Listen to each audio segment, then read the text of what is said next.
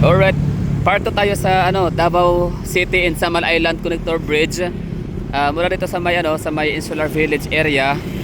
Papunta tayo ngayon sa may pinaka harap ng tulay, no? Doon sa may Kuwaco Beach ba 'yon? Iba ko anong pangalan ng beach na 'yan. Basta dati namin pinupuntahan 'yan, pinapaliguan back in 2005, 2004, 2006. Sikat ka pag diyan ka maliligo ng araw. Tsaka malinis pa rin naman kasi talaga. Malinis pa rin naman ngayon, pero dahil nga sa tumataas yung standard natin when it comes to kalinisan ng dagat, kaya hindi natin masyadong ma-appreciate yung lugar gawa nung kung saan natin napupunta, no? So para sa akin hindi na siya ganun ka safe paliguan, para akin yun, ha. Kasi kung hindi naman talaga sa safe paliguan yung dagat na yon, Kuwaco Beach, hindi yan nahahayaan ng ating taga sanitation office o natin yung taga DNR o ano man yung mga departamento na magbabawal nga para sa mga dagat na mag-operate kung saan marami ng coliform count. So anyway, so punta tayo dito mamaya, pero yun na nga, balikan natin ulit dito. Danger, do not enter construction area, authorized personnel only. So that's why andito na tayo sa pinaka gilid, hindi tayo pwedeng papasok doon.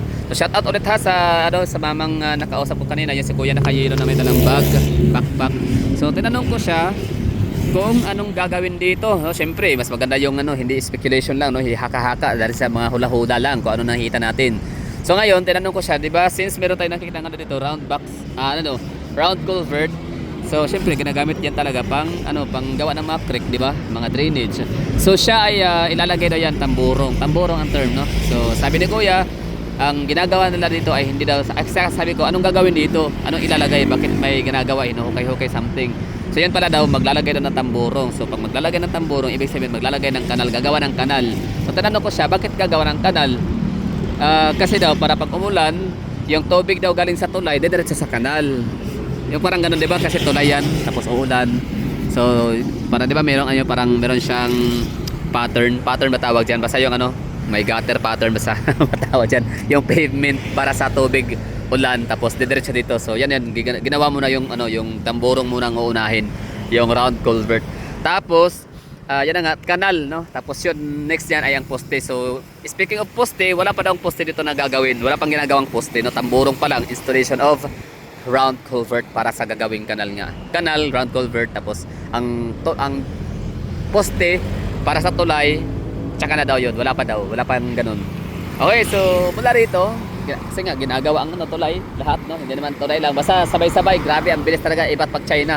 Salamat Tatay Digong, talaga napaka-smart, napakatalinong tao, no? Ginawa niyang project loan, hindi cash loan, or else wala na. Panigurado, ninakaw na ng nakaupong president, nakaupo ngayon, alam na natin 'yun. So, ibig sabihin talaga yung landing area dito na portion, no? Yan kasi andyan yung tulay, gumagawa ng poste. Siguro pinakamalaking poste dito na portion. At din sila parang kampo nila, no? Diyan nakatago, naka-imbak yung mga equipment na gagamitin nila para sa mga materialis, mga pundasyon.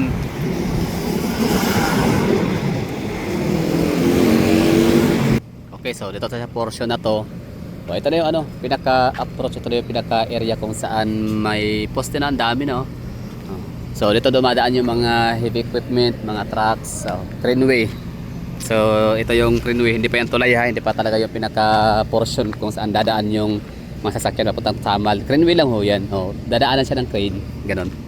O diba? So ang galing, poste na talaga siya. So diretso.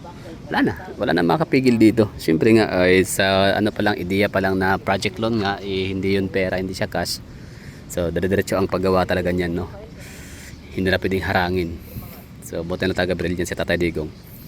Hindi man niya talaga nahulaan 100% na ipapadampot siya sa dahig papunta. Pero alam niya talaga, malaki ang chance na magkaroon ng kapangyarihan yung mga traidor. Anyway, so ito yung pinaka natin dito, pinaka latest update. Kung doon nga sa labas natin pinuntahan natin kanina, pinakauna ay makikita natin doon yung tawag nito, yung pag-install nila ng mga tamburong or mga round culvert para sa gagawing kanal, no? Grabe linis ang tubig, wala, na-distract ulit ako. Anyway, so yun na nga, bali tamburong, round culvert para sa gagawing kanal, no?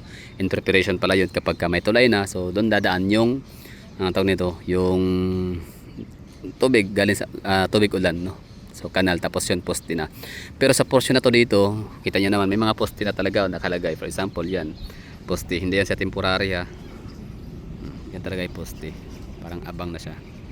Pero itong mga dyan, mga metal, Yan ay Greenway lamang ha, hindi talaga yan yung pinaka-actual na magiging tulay. Kasi minsan may mga nakikita ako ng mga post sa Facebook, sa kung saan mga social media platform na sinasabi nga nila ngayon, may tulay na, malapit na magdugtong, malapit nang magpang-abot, malapit nang madaanan kasi may tulay na. Hindi ho yan, hindi yan tulay pa. Grabe naman. China yan ha, tapos ganito yung magiging tulay, tapos ilang billion yan, 29 billion pesos. Grabe no, 29 billion pesos para sa napakagandang tulay, world class. Samantalang ibig sabihin pala kung babawiin natin yung ninakaw nila nila Saldico, nila Romualdez, yung mga mali-malitang mga pera papunta sa mga kongresista, siguro mga 100 na gaya ganito na tulay na gaya nito ang maipapagawa sa buong Pilipinas, hindi lang sa Davao City in Samal. So yun na yung natin pinaka-latest update. So yun sa kabila kanina ay installment ng tamborong or round culvert para sa kanal, gagawin ng kanal, tapos round culvert, tapos sooner or later magkakaroon na ng doon, pundasyon, maglagay na ng mga poste sila para yun, kasi yun nga yung approach ng papunta sa tulay. So ito naman talaga yung pinakatulay actual, tapos kita niyo naman to dito, may mga poste na yan sa gitna. Yan yung pinakamalaking poste, pinakamakapal, pinakamalaki, pinakadambuhala, the biggest, huge, talaga yan, poste. So yun, kaya hindi mapapatagalan, pero may mga nagsasabi kasi diyan na wala pa daw posting nakikita kahit isa, hindi sila nanonood ng vlog natin siguro, kaya nila alam na may mga ganyan yan. Galing this one. Yan na. So labas na tayo dito. 1979 pa. So salamat Tatay Digong. It only takes the 30.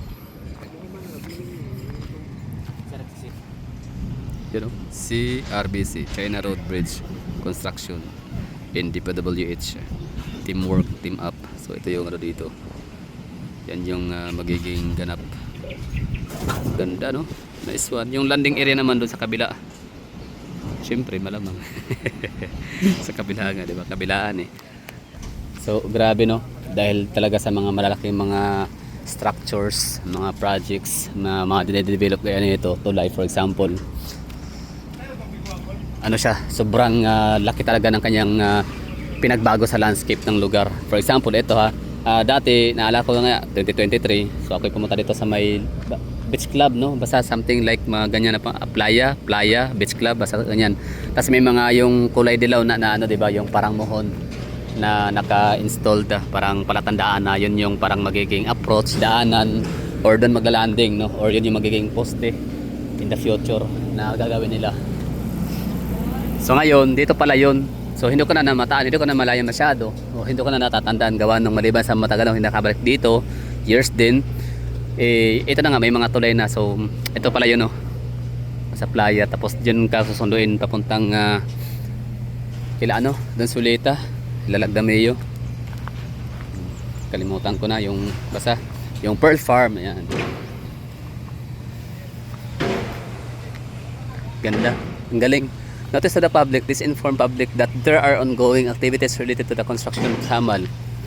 Okay? Diba? This is where our taxes go talaga siya. Sasabi natin, legit na proyekto. Hindi siya proyektong basta na lang. Okay na yan. Diba? So, ganyan talaga. Duterte ha. Hindi ako masisisi dyan na mga nanonood sa akin na hindi maka-Duterte. Hindi ako masisisi. Bakit ko talaga appreciated yung gawa ng tao. Kasi kita mo yung paggawa ng mga tulay, ng mga proyekto talaga, hindi bara-bara. Hindi yung band-aid solution lang. Pang long term talaga siya, pang matagalan. Tsaka ito pa, hindi siya business. Oo, hindi kagaya doon sa CCLX for example, na hindi lahat ay makaka-access kasi merong toll fee, di ba? Kumbaga parang ginamit daw, ito daw kasi sabi yun ng mga komentor naman ng mga taga Cebu. So sabi nila na ginamit yung pera ng taong bayan para makipagsosyo sa mga private sector. So money pangilinan. Pwede naman pala di ba? For example, bakit kailangan pang ito lang, tatanong ka lang sa mga taga Cebu diyan, paki-comment. Bakit kailangan pa pala na makipag-partner sa mga private sector para masagawa ang CCLX kung pwede naman palang 100% government project, di ba? Government fund or public funds. Di ba? Oh, pwede naman pala. Ano? Gaya na ito, example oh. 100% free. Walang toll fee. Yun nga lang, di ko alam kung makakaligtas pa tayo sa tinatawag na environmental fee ng Samar Island. Di ba? So, yun yung ano, yun yung tanong ko lang doon na pwede naman pala magpagawa ng ganitong mga proyekto. Oo. Bakit hindi, di ba? O, sa'yo, utang-utang. Oy, syempre, utang. Inutang para pagawa ng proyekto. Kaya, di ba? Kaysa yung iba, sa panahon ngayon, di ba? Daming utang ni BBM. Trillions, ano, lagpas pa sa ano, ang utang ni Tigong na 6 trillion in 6 years. Ay nalagpas na ni BBM in 3 years, in 4 years. 'Di ba? Napaka basic lang pala naman. Pwede naman palang gawin talaga na umutang trillion tapos paggawa ng project. Eh ngayon kasi umutang ng trillions at alam niyo na kung saan napunta, 'di ba? Walang proyekto, pero daming utang. Walang mga major projects, walang mga flagship projects, pero daming trillions na inutang. Oh, 'di ba? Kawawang Pilipinas. The best talaga Duterte. Walang panaamak kahit sino diyan.